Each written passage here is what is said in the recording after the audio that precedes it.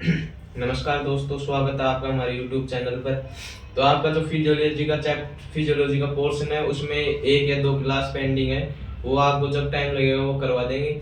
अब जो हमारी नई सब्जेक्ट चालू करेंगे वो है एनिमल न्यूट्रिशन। अब बात करें न्यूट्रिशन में, सबसे पहले यानी कि जानवर के शरीर का संगठन किस प्रकार से बना होता है। जानवर के शरीर का संगठन। तो जानवर के शरीर के संगठन की बात करें तो यानी कि जो दो जानवर के शरीर के कुल 2/3 या 60 से 70% भाग होता है वह जल से बना होता है, और जो 1/3 या बात करें 30 से 35% हिस्सा होता है वह ठोस पदार्थ से मिलकर बना होता है।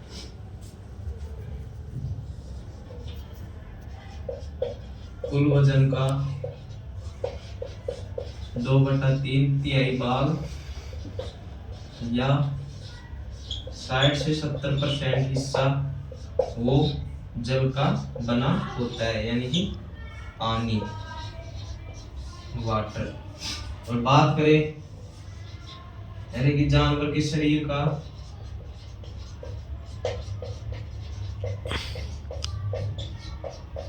एक बटा तीन तिहाई या 30 से 35% हिस्सा होता है वह ठोस पदार्थ से मिलकर बना होता है। अब बात करें ठोस पदार्थ कौन कौन से होते हैं, तो एक तो होता है दोस्तों यानी कि कार्बोहाइड्रेट, एक होती है प्रोटीन, एक होती है वसा फैट, एक होते हैं मिनरल्स यानी खनिज, और एक होता है वाटर। ये होते हैं ठोस पदार्थ। अब बात करें जानवर के शरीर का यानी कि पानी और शुष्क पदार्थ के यानी कि कंपोजिशन यानी कि अनुपात की, तो जानवर के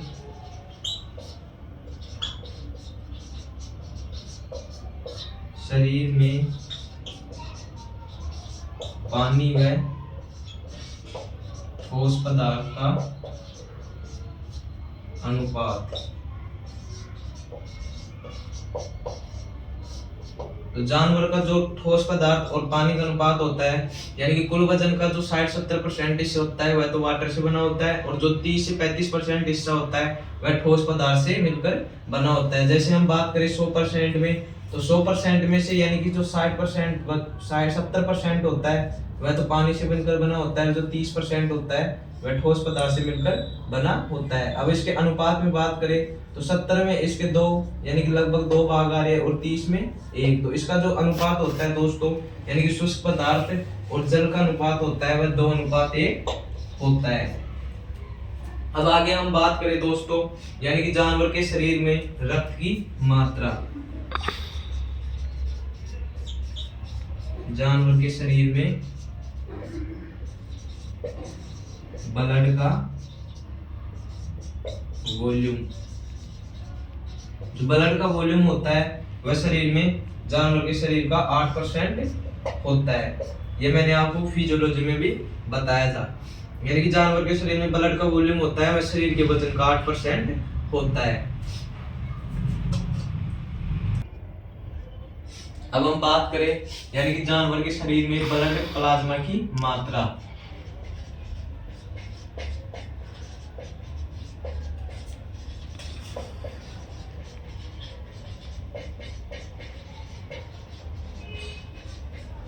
जानवर के शरीर में ब्लड प्लाज्मा की मात्रा होती है वह शरीर के वजन का 5% होती है। ये जो दोस्तों 5% होती है वह ब्लड की वैल्यू में से ही 5% यानी कि ब्लड प्लाज्मा की वैल्यू होती है। अब हम बात करें जानवर के शरीर में यानी कि खनिज की वॉल्यूम की, खनिज की मात्रा की।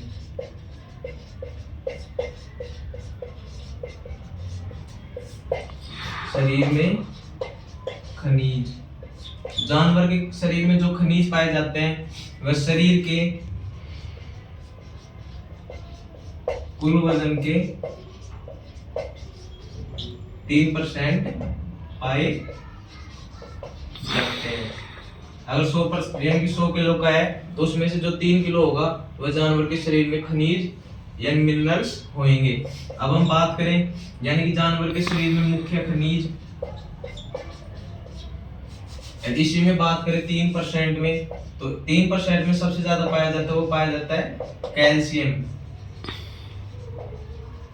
यानी कि 1.33% पाया जाता है वह कैल्शियम पाया जाता है, और 0.77% होता है वह फास्फोरस पाया जाता है। अब हम बात करें कैल्शियम यानी कि जानवर के शरीर में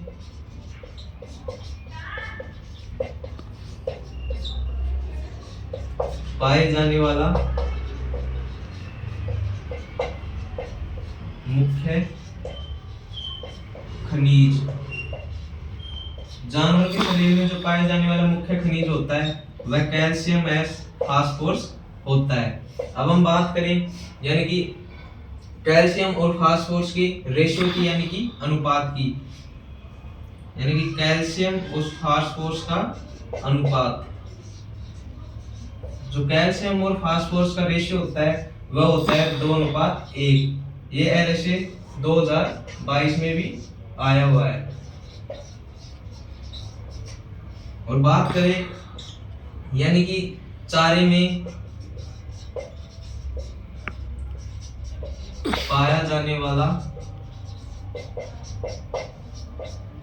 मुख्य खनिज, तो जानवर के चारे में जो पाया जाता है वह मुख्य खनिज वह होता है दोस्तों पोटेशियम और सिलिकॉन।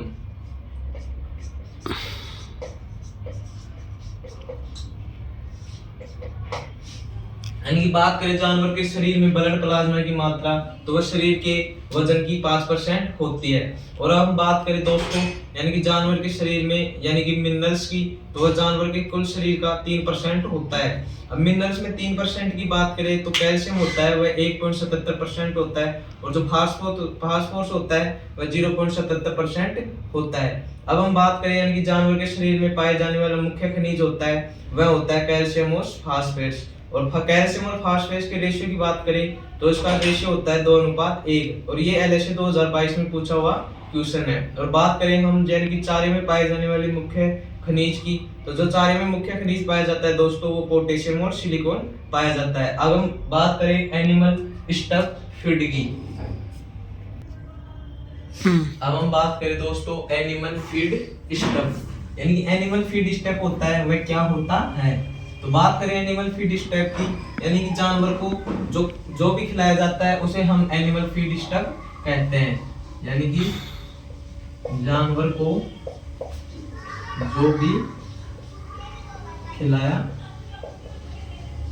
जाता है। और यहाँ पर जो हम बात करेंगे दोस्तों वह हम करेंगे गाय के हिसाब से। एनिमल्स की बात करें तो हम गाय के हिसाब से बातें करें तो जो एनिमल फीड स्टफ होता है दोस्तों उसको 3 भागों में बांटा गया है। एक तो होता है चारा, एक होता है दाना और एक होता है फीड एडेप्टिव। एक तो होता है चारा, एक होता है दाना और एक होता है फीड एडेप्टिव।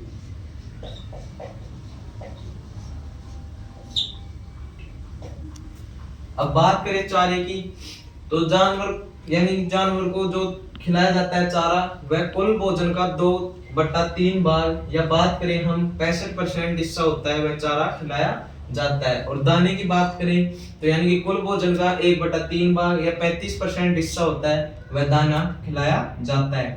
फीड एडेप्टिव की बात करें, जिस प्रकार हम सामान्य देखते हैं दोस्तों जब हम होटल या कोई रेस्टोरेंट में जाते हैं तो हमारा जो मूल भोजन होता है उसके अलावा हमारे को यानी कि जब हम जाते हैं तो काउंटर पर हमारे को सौंफ और जो यानी कि सौंफ और चीनी रखी होती है, जब उसको यानी कि भोजन के बाद हमारे को खिलाया जाता है वो रखी होती है, तो वो क्या काम करती है दोस्तों, वह कार्बोनेटिव का काम करती है। तो उसी प्रकार है दोस्तों जो फीड एडेप्टिव होता है वह अल्प मात्रा में दिया जाता है, यानी कि मूल भोजन के अलावा जो दिया जाता है वह फीड एडेप्टिव कहलाता है। अब हम बात करें चारे की, तो कुल भोजन का 2/3 हिस्सा या 65% हिस्सा वो चारे का खिलाया जाता है। और बात करें दाने की, तो यानी कि कुल भोजन का 1/3 भाग या 35% हिस्सा वो दाने का खिलाया जाता है। और फीड एडेप्टिव की बात करें तो अल्प मात्रा में दिया जाने वाला आहार। तो ये दोनों होते हैं दोस्तों वो मुख्य आहार होते हैं। अब हम बात करें दोस्तों यानी कि चारा और दाना का यानी कि रेशियो की, तो अनुपात की, तो चारे और दाने का जो रेशियो होता है यानी कि चारे व दाने का अनुपात, तो 2.3% हिस्सा यानी कि 3 से 3 काटे तो वही 2:1 यानी कि जो रेशियो होता है चारा और दाने का, यानी कि इसको आगे हम लिखेंगे दोस्तों। यानी कि यहाँ तक तो बात हो गई, यानी कि चारा, दाना और feed adaptive animal feed stuff को 3 भागों में बांटा गया है। और चारा होता है दोस्तों कुल भोजन का 2.3% हिस्सा खिलाया जाता है यानी कि 65% हिस्सा। और दाने की बात करें तो कुल भोजन का जो 1.3% हिस्सा होता है या 35% हिस्सा होता है वह दाना खिलाया जाता है। और फीड एडेप्टिव की बात करें तो अल्प मात्रा में दिए जाने वाला आहार होता है। और जो चारा और दाना होता है दोस्तों वह मुख्य आहार होता है। अब आगे बात करें चारा और दाने के रेशियो की, नोट लगा करके फर्स्ट पॉइंट की, यानी कि जो कुल चारे और दाने का जो रेशियो होता है, अनुपात होता है, वह 2:1 होता है। और रूमिनेंट्स में जो चारा खिलाया जाता है वह 65% खिलाया जाता है। और जो कॉन्ट्रैक्टन यानी दाना खिलाया जाता है वह 35% खिलाया जाता है। फर्स्ट पॉइंट की बात करें तो कुल भोजन में चारा व दाने का अनुपात, जो चारे और दाने का अनुपात होता है वह 2:1 होता है। अब हम बात करें सेकंड पॉइंट की, तो रूमिनेंट्स में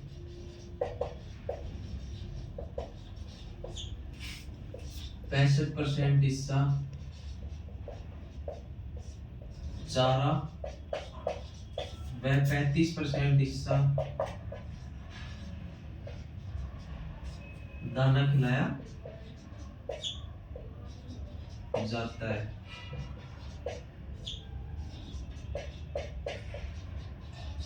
यानी कुल भोजन में चारे और दाने के अनुपात की बात करें तो वो दोस्तों 2:1 होता है। और रूमिनेंट्स में यानी कि पीछे से 65% हिस्सा होता है वह यानी कि चारे का होता है। और जो 35% हिस्सा होता है वह दाना खिलाया जाता है। अब हम बात करें नेक्स्ट पॉइंट की, चारा और दाने के प्रकार।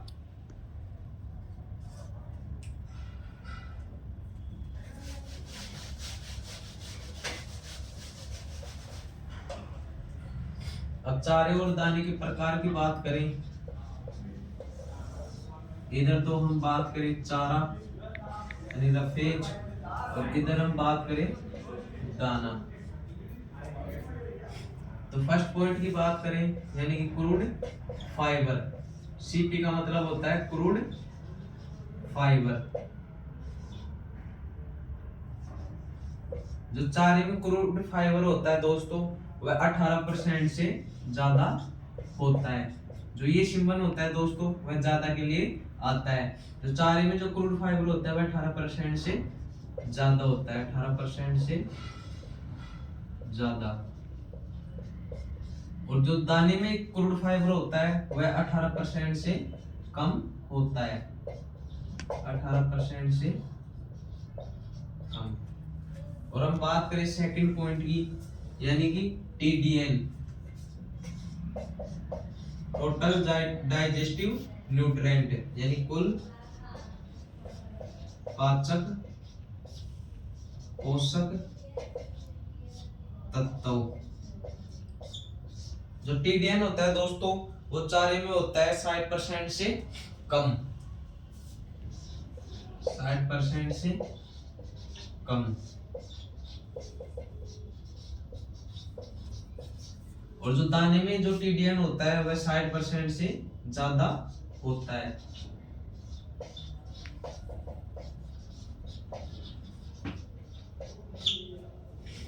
अब थर्ड पॉइंट की बात करें, यानी कि पाचकता,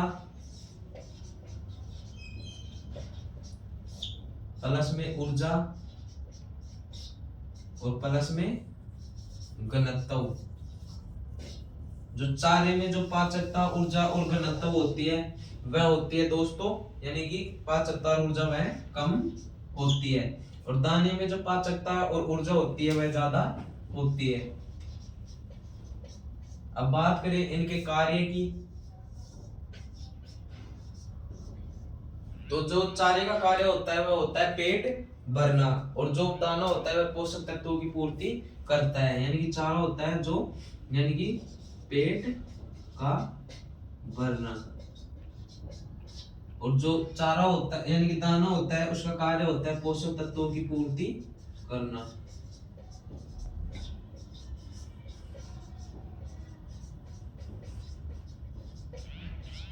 ये तो होते हैं दोस्तों चारा व दाना के प्रकार। अब पहले पॉइंट की बात करें, यानी कि क्रूड फाइबर।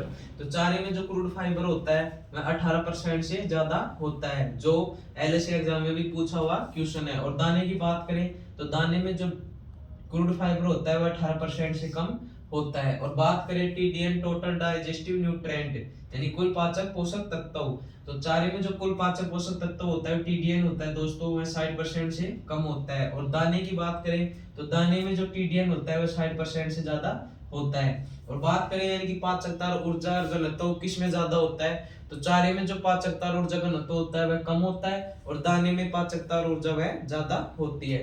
और बात करें हम कार्य, यानी कि जो चारे का कार्य होता है वह पशुओं का, यानी कि पेट भरने के लिए कार्य करता है। और दाने की बात करें तो दाना क्या कार्य करता है, तो दाना जो कार्य करता है यानी कि वो पोषक तत्वों की पूर्ति जानवर शरीर में करता है। अब हम बात करें यानी कि चारे और दाने के प्रकारों की। सबसे पहले हम बात करें चारा के प्रकार। अब हम बात करें दोस्तों चारे के प्रकार। सबसे पहले बात करें रफेज, यानी चारे का वर्गीकरण। चारे के वर्गीकरण में हम सबसे पहले ए पॉइंट की बात करें, तो यानी कि चारे का फर्स्ट पॉइंट की बात करें तो उसमें फर्स्ट नंबर पर बात करेंगे, वो करेंगे नमी के आधार पर चारे का वर्गीकरण। फर्स्ट पॉइंट की बात करें तो नमी के आधार पर चारे का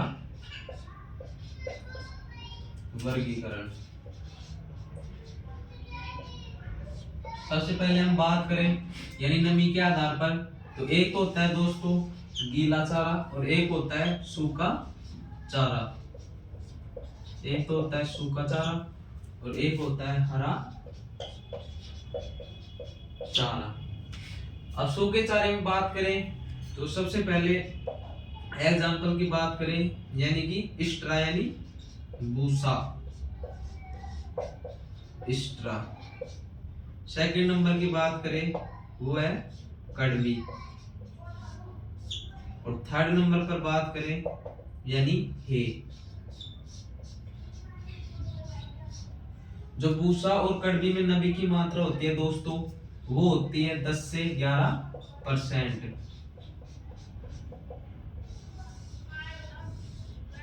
और बात करें हे में, तो हे में जो नमी की मात्रा होती है वह होती है 12 से 14%।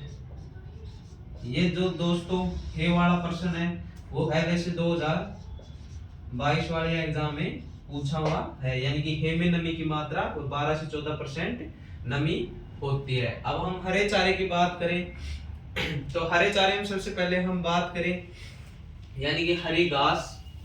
एग्जाम्पल की बात करें हरी घास, और सेकंड नंबर पर बात करें पेड़ की, एक मिनट,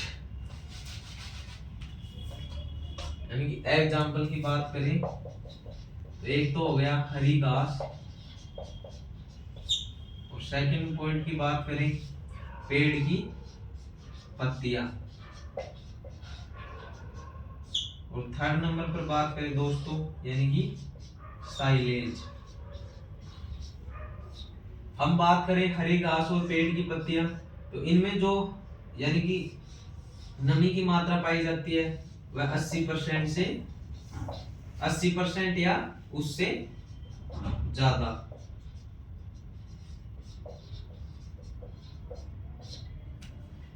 सूखा चारा और गीला चारा।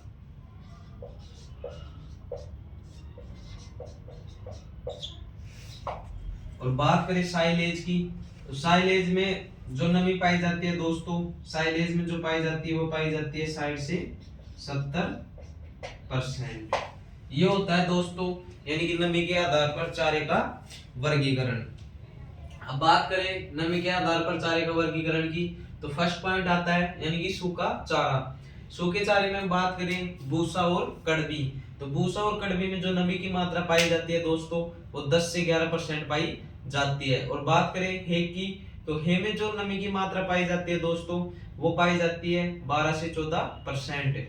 और बात करें गीले चारे में यानी कि पेड़ की पत्तियां और हरी घास, तो पेड़ की पत्ती और हरी घास में जो नमी की मात्रा पाई जाती है दोस्तों वो 80% या उससे ज्यादा पाई जाती है। और बात करें साइलेज की, तो साइलेज में जो नमी की मात्रा पाई जाती है वह 60 से 70% पाई जाती है। अब हम बात करें चारे के सेकंड नंबर की वर्गीकरण की, यानी कि डीसीपी के आधार पर चारे का वर्गीकरण। हम बात करें दोस्तों यानी कि चारे का सेकंड पॉइंट की, या चारे के वर्गीकरण में सेकंड पॉइंट की। फर्स्ट पॉइंट तो हो गया नमी के आधार पर। अब हम सेकंड पार्ट यानी कि सेकंड भाग की बात करें, यानी कि जो दूसरा प्रकार है वो है डीसीपी। डीसीपी के आधार पर चारे का वर्गीकरण। तो डीसीपी की जो फुल फॉर्म होती है दोस्तों वो होती है डाइजेस्टेबल क्रूड प्रोटीन। अब इसके आधार पर हम चारे के वर्गीकरण को देखें तो इसको 3 भागों में बांटा गया है। जो पहला भाग होता है दोस्तों वो होता है नॉन मेंटेनेंस टाइप, और जो सेकंड भाग में बांटा गया है वो होता है मेंटेनेंस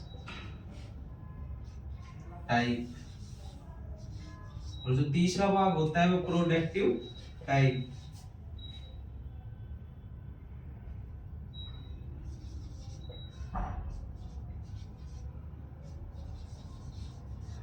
यानी कि चारे को डीसीपी के आधार पर 3 भागों में बांटा गया है। एक तो होता है नॉन मेंटेनेंस टाइप, एक होता है मेंटेनेंस टाइप, एक होता है प्रोडक्टिव टाइप।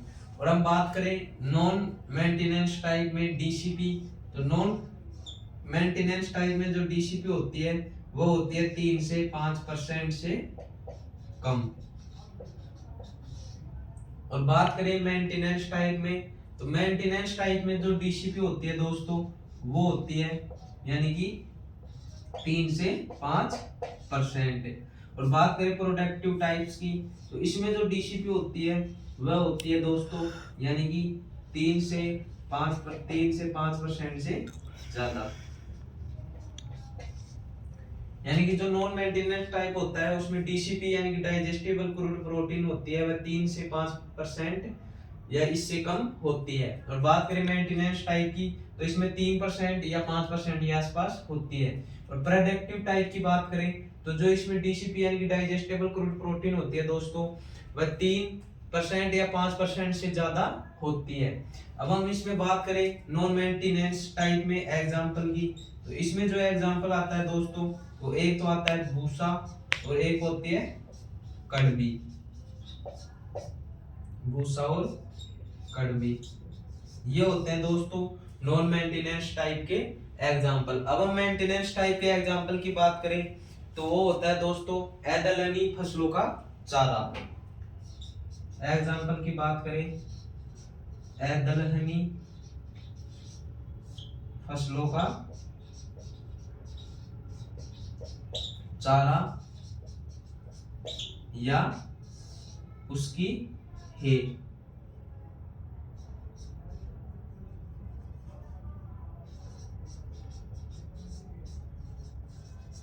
अब हम बात करें प्रोडक्टिव टाइप में तो दलहनी फसलों का चारा या उसकी हे,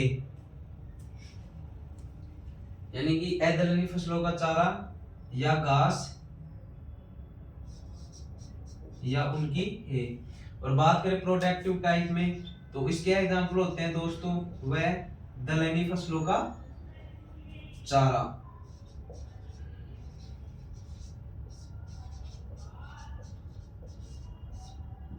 दलहनी फसलों की बात करें जैसे बरसीम हो गया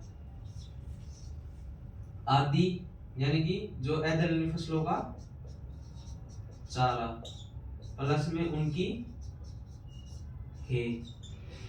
ये होता है दोस्तों प्रोडक्टिव टाइप का एग्जांपल। यानी कि चारे का वर्गीकरण की बात करें डीसीपी के आधार पर, यानी कि डाइजेस्टिबल क्रूड प्रोटीन के आधार पर, तो इसको 3 भागों में बांटा गया है। एक तो नॉन मेंटेनेंस टाइप, एक होता है मेंटेनेंस टाइप, एक होता है प्रोडक्टिव टाइप। जो नॉन मेंटेनेंस टाइप होता है दोस्तों उसमें डीसीपी होती है 3% या 5% के आसपास होती है, यानी कि उससे भी कम होती है। और बात करें मेंटेनेंस टाइप में, तो मेंटेनेंस टाइप में जो डीसीपी होती है दोस्तों वह 3 से 5% के आसपास होती है। और बात करें प्रोडक्टिव टाइप में, यानी प्रोडक्टिव टाइप में जो डीसीपी होती है यानी डाइजेस्टेबल क्रूड प्रोटीन, यानी कि उसकी मात्रा होती है वह 3 से 5% से 3 या 5% है उससे ज्यादा होती है। अब हम बात करें नॉन मेंटेनेंस टाइप के एग्जांपल की, तो उसमें एक तो हो गया भूसा और एक हो गया कड़बी। और बात करें यानी कि मेंटेनेंस टाइप के एग्जांपल की, तो उसमें दलहनी फसलों का चारा या घास या उनकी है। और बात करें प्रोडक्टिव टाइप की, तो प्रोडक्टिव टाइप में जो एग्जांपल होते हैं दोस्तों वो होते हैं यानी कि दलहनी फसलों का चारा प्लस में उनकी है। दलहनी फसल होती है दोस्तों जैसे बरसीम।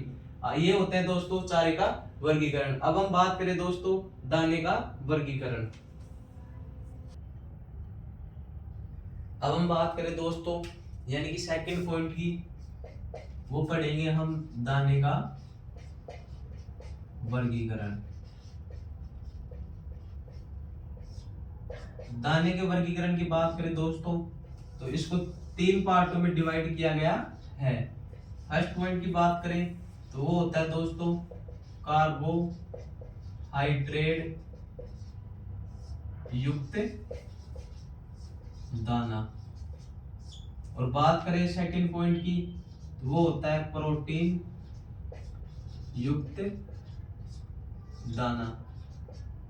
और बात करें थर्ड पॉइंट की वो होता है इंटरमीडिएट प्रकार का दाना। तो दाने को यानी कि दोस्तों 3 भागों में डिवाइड किया है। एक तो कार्बोहाइड्रेट युक्त, एक होता है प्रोटीन युक्त और एक होता है इंटरमीडिएट प्रकार का दाना। अब कार्बोहाइड्रेट युक्त दाने में बात करें दोस्तों तो इसमें जो ऊर्जा होती है वह तो यानी कार्बोहाइड्रेट युक्त भोजन में हमारे को ऊर्जा तो ज्यादा मिलती है और जो डीसीपी होती है वह हमारे को कम मिलती है।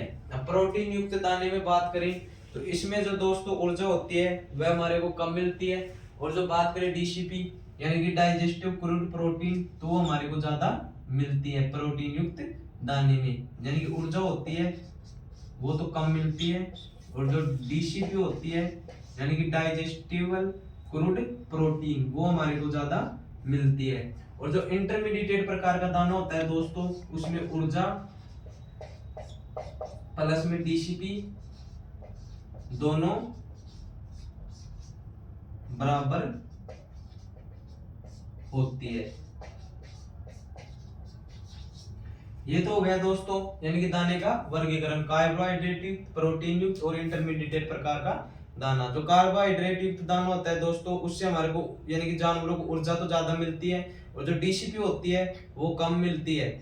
और बात करें प्रोटीन की तो प्रोटीन युक्त दाने में यानी कि जो ऊर्जा होती है वह तो कम मिलती है और जो डीसीपी होती है वह हमारे को यानी कि जानवरों को ज्यादा मिलती है। और इंटरमीडिएट प्रकार के दाने की बात करें तो इसमें ऊर्जा और डीसीपी होती है वह दोनों बराबर मिलती है। अब हम कार्बोहाइड्रेट युक्त दाने की बात करें यानी कि फर्स्ट पॉइंट की बात करें कार्बोहाइड्रेट युक्त दाना, तो इसमें हम एग्जांपल की बात करें तो अनाज के दाने, जैसे हम बात करें ज्वार, मक्का, बाजरा, जौ। और इसके बाद में होता है दोस्तों वो होता है दलिया। और उसके बाद में जो प्राप्त होता है वह होता है यानी कि आटा। और एक एग्जांपल और आता है दोस्तों, वो होता है मोलासिस यानी कि शीरा, मोलासिस। ये होते हैं दोस्तों कार्बोहाइड्रेट युक्त दाने, यानी कि कार्बोहाइड्रेट युक्त दानों में हम बात करें एग्जांपल की, तो यानी कि अनाज के दाने, अनाज में बात करें तो ज्वार, मक्का, बाजरा, जौ, गेहूं, जो जितने भी होते हैं खाद्य सामग्री, जो उनके जो बीज होते हैं यानी कि अनाज के दाने होते हैं, वो हमारे को कार्बोहाइड्रेट युक्त दाना उनसे हमारे को प्राप्त होता है जानवरों को। और बात करें इसके बाद तो जैसे दलिया हो गया, दलिया भी होता है, वो कार्बोहाइड्रेट युक्त दाना होता है। और उसके बाद हो गया आटा। और बात करें कार्बोहाइड्रेट युक्त दाने में एक एग्जांपल और आता है शीरा यानी कि मोलासिस। ये होता है दोस्तों कार्बोहाइड्रेट युक्त दाना। अब हम सेकंड पॉइंट की बात करें यानी कि प्रोटीन युक्त दाना। तो ये हो गए दोस्तों दाने के प्रकार, यानी कार्बोहाइड्रेट युक्त, प्रोटीन युक्त और इंटरमीडिएट प्रकार का दाना, जिसमें डीसी ऊर्जा ज्यादा और डीसीपी कम वो कार्बोहाइड्रेट, और जिसमें ऊर्जा कम डीसीपी ज्यादा वो प्रोटीन, और जो इंटरमीडिएट होता है वो दोनों बराबर होते हैं। कार्बोहाइड्रेट में एग्जांपल की बात करें तो अनाज के दाने, दलिया, आटा, और एक बात करें मोलासिस, ये होते हैं कार्बोहाइड्रेट युक्त दाना। अब हम बात करें प्रोटीन युक्त दाने की। अब हम बात करें सेकंड पॉइंट की, यानी कि प्रोटीन युक्त दाना।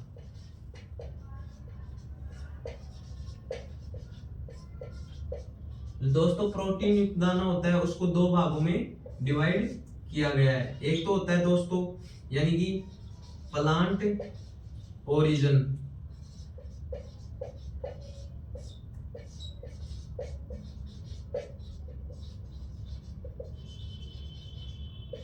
और एक होता है दोस्तों यानी कि पादप उत्पत्ति। ये तो होता है दोस्तों पादप उत्पत्ति यानी कि प्लांट ओरिजिन। और बात करें सेकंड प्रकार की तो वो होता है जैविक उत्पत्ति यानी कि एनिमल ओरिजिन।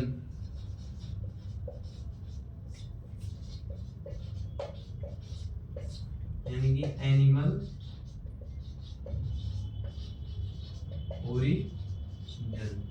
अब हम बात करें पादप उत्पत्ति में एग्जांपल की, तो एक पे आती है दोस्तों इसमें दालें, और सेकंड नंबर पर आती है खल। ये होती है दोस्तों यानी कि प्लांट ओरिजिन। खल में भी हम बात करें जैसे सरसों की खल, एक बात करें मूंगफली की खल, और एक होती है दोस्तों बिलोना, जिसको हम बोलते हैं काकड़े सामान्य भाषा में। और जैविक उत्पत्ति की बात करें तो एक तो हो गई दोस्तों यानी कि ब्लड, मीट, और सेकंड नंबर पर बात करें दोस्तों एक हो गया यानी कि मीट मील, एक हो गया मीट मील, और एक होता है दोस्तों फिश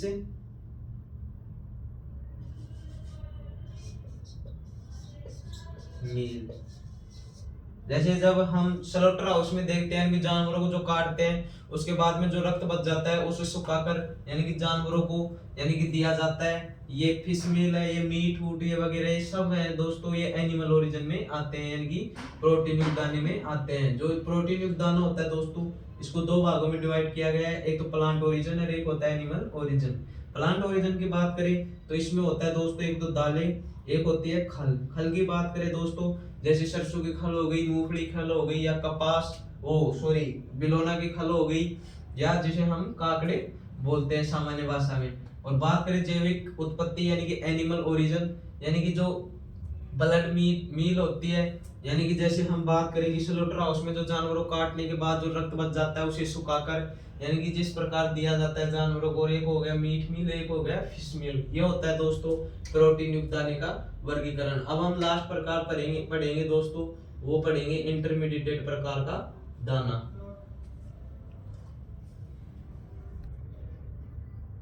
अब हम बात करें दोस्तों इंटरमीडिएट प्रकार का दाना जिसमें ऊर्जा और डीसीपी यानी जो समान बराबर होती है। जो इंटरमीडिएट प्रकार का दाना होता है दोस्तों, उसको एग्जाम्पल की बात करें तो एक तो होता है दोस्तों यानी कि चोकर यानी कि बरन, और बात करें सेकंड पॉइंट की यानी कि हस्क, और एक होती है दोस्तों चुन्नी चुनी। ये होते हैं दोस्तों इंटरमीडिएट प्रकार का दाना।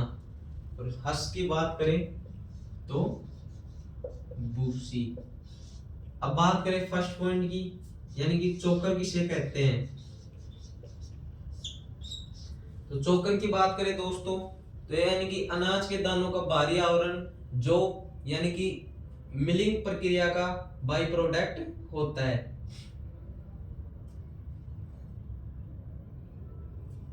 बात करें चोकर की तो अनाज के दानों का बाहरी आवरण जो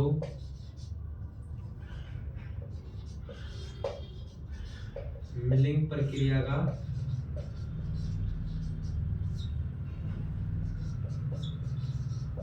बाई प्रोडक्ट होता है, उसे हम कहते हैं दोस्तों यानी कि चोकर। चोकर के एग्जांपल की बात करें दोस्तों यानी जैसे कि राइस बरन हो गया।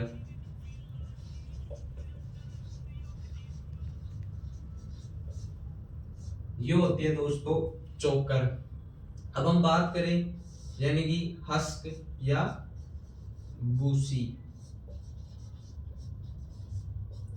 हस्क क्या होती है दोस्तों यानी कि अनाज के दाने व चने का बाहरी आवरण जो आटे और मेसन को छानने के बाद जो उसमें छन्नी में बच जाता है उसे हम हस्क कहते हैं। यानी कि अनाज के दाने एवं चने का बाहरी आवरण,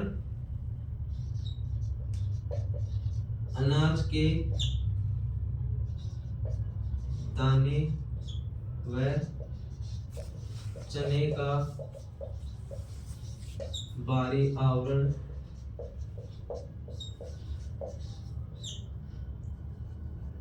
या हम बात करें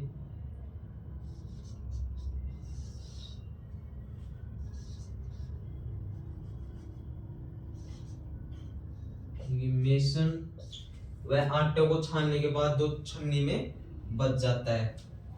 मेसन व आटे को छानने के बाद जो छन्नी में बच जाता है